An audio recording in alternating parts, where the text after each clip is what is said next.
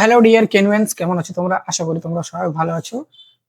আমার প্রিয় ভাই ও বোনেরা, আজকে আমি এই ভিডিওটা যে বিষয় নিয়ে আলোচনা করতে এসেছি সেটা হচ্ছে যে যখন আমরা মাইগ্রেশনের ফর্ম ফিল আপ করতে যাই, তো সেই সময় যখন আমরা সব প্রসেস কমপ্লিট করে নিই, যখন পেমেন্ট করার পর যখন আমরা ডকুমেন্টস আপলোড করতে যাই, সেই সময় ডকুমেন্ট আপলোডের সময় একটা সিকিউরিটি রিজন দেখে আমাদের সেই আপলোডেড ডকুমেন্টস গুলো সাবমিট হয় না। এই টেকনিক্যাল প্রবলেম ফেস করছে বহু স্টুডেন্টরা, যেটা নিয়ে অনেক তারা প্রবলেমে পড়ছে এবং ইউটিউবে সার্চ করছে যে কিভাবে সেটার সমাধান পাওয়া যায়। কিন্তু দুর্ভাগ্যবশত ইউটিউবে সেরকম কোনো ভিডিও পাওয়া যায় না এবং ভিডিও নেই বলে অনেক স্টুডেন্ট সেটা নিয়ে অনেক চিন্তিত থাকছে এবং প্রবলেমে ফেস করছে। তো এই বিষয় নিয়ে আমি একটা ডিটেইলে এখানে তোমাদেরকে আমি তুলে ধরবো যে কিভাবে সেই প্রবলেমটাই তোমরা সর্ট আউট করবে। তো সেই সর্ট আউট করার জন্য যে প্রসেসটা রয়েছে সেটা আমি এই ভিডিওর মাধ্যমে তোমাদেরকে আমি দেখাবো। তো কিভাবে তুমি করবে। অ্যাকচুয়ালি ফার্স্ট অফ অল আমি তোমাদেরকে বলে দিই, যেই ফর্মটা আমরা মাইগ্রেশন ফর্মটা আমরা এপ্লাই করে রেজিস্ট্রেশন করার পর যে ফর্মটা আমরা সেখান থেকে পাবো, সেটা প্রিন্ট করার পর আমরা কলেজে অথবা ডিপার্টমেন্ট থেকে আমরা কি করি, সেটা সিগনেচার করে সেটা সেই পোর্টালে আপলোড করি এবং তার সাথে সাথে একটা আদার্স ডকুমেন্ট আমাদেরকে আপলোড করতে হয়। তো সেই আপলোড করার সময় সেই প্রবলেমটা আসে। প্রবলেমটা হচ্ছে এখানে তোমরা দেখতে পাচ্ছ যে এই প্রবলেমটা নিয়ে সেখানে শো করে। তো সেই প্রবলেমটা সলভ করবো কিভাবে? তো এই চলো দেখা যায়।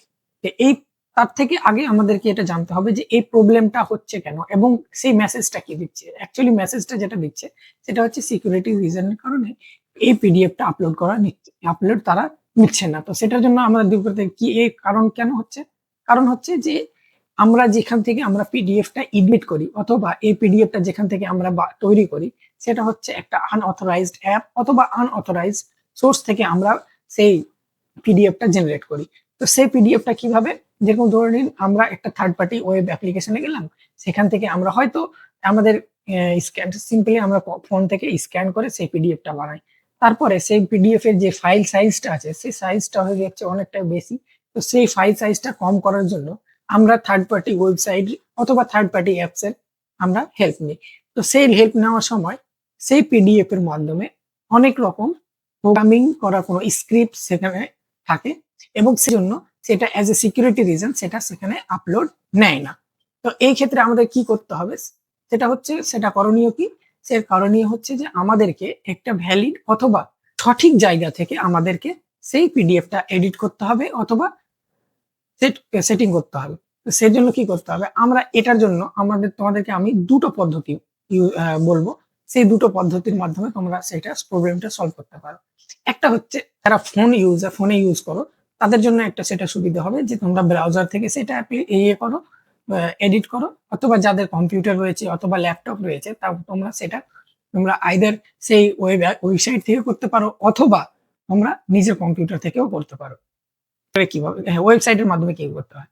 যখনই আমরা গুগলে গিয়ে আমরা সার্চ করব যে পিডিএফ কম্প্রেসর। যখনই আমরা পিডিএফ কম্প্রেসর বলে সার্চ করব তখনই আমরা দেখব যে টপ যে ওয়েবসাইট গুলো রয়েছে সেগুলোর মধ্যে কিছুটা দেখতে পাবে যে আই লাভ পিডিএফ অথবা সিম্পল পিডিএফ অথবা গুগলের যেটা রয়েছে সেটা আমরা ইউজ করতে পারবো। আমি এখানে রেকমেন্ড করব আই লাভ পিডিএফটা না করে গুগলের যেটা পিডিএফ এডিটর রয়েছে সেই পিডিএফ এডিটর থেকে তোমরা সেটা এডিট করবে। তাহলে সেখান থেকে সঠিকভাবে তোমাদের কাজটা হবে। এটা হচ্ছে ফোন ইউজার অথবা ব্রাউজার থেকে যারা করতে চাও সেটা তাদের জন্য। অথবা যাদের কম্পিউটার আছে তাদের জন্য এটা সিম্পলি হবে যে পিডিএফটা তোমরা বানিয়েছো যেখান থেকেই হোক সেটা বানিয়ে সেই পিডিএফটা সিম্পলি ওপেন করবে কম্পিউটারে। ওপেন করার পর সেটি সেভ প্রিন্ট অপশনে ক্লিক করে সেভ অ্যাজ পিডিএফ সেই অপশনটা সিলেক্ট করে সেখান থেকে তুমি পিডিএফটা সিলেক্ট করতে হবে। সেই পিডিএফটা সেখানে নতুন করে পিডিএফটা রিনেম করবে এবং সেই পিডিএফটা সেভ করে তারপরে সেই পিডিএফটা আপলোড দেবে। এভাবে তোমাদের সেই পিডিএফটাই কোনো রকম অ্যাডিশনাল কোনো স্ক্রিপ্ট অ্যাড হবে না এবং সেটা ভাইরাস হবে না। এইভাবেই তোমরা এই প্রবলেমের সলিউশনটা এইভাবে তোমরা এই প্রবলেমটার সলিউশন পেতে পারো। তো এখানে তোমাদেরকে এইভাবে তোমরা পিডিএফটা কমপ্লিট করার পর একটা ফাইলে সেভ করে রাখবে এবং তোমরা আবার সেখানে মাইগ্রেশন পোর্টালে গিয়ে সেখানে লগ ইন করার পর সেই এডিটেড ডকুমেন্টসগুলো আপলোড করবে। আপলোড করলেই তোমরা দেখবে সাকসেসফুলি সেই কাজটা হয়ে গেছে। আজকের ভিডিওটা এই পর্যন্তই। ভিডিওটা যদি তোমাদের ভালো লেগে থাকে তাহলে ভিডিওটা লাইক করবে, শেয়ার করবে এবং আমার চ্যানেলটা সাবস্ক্রাইব করতে ভুলবে না। দেখা হচ্ছে পরে কোনো ভিডিওতে। ততক্ষণ পর্যন্ত ভালো থাকো, সুস্থ থাকো। ধন্যবাদ।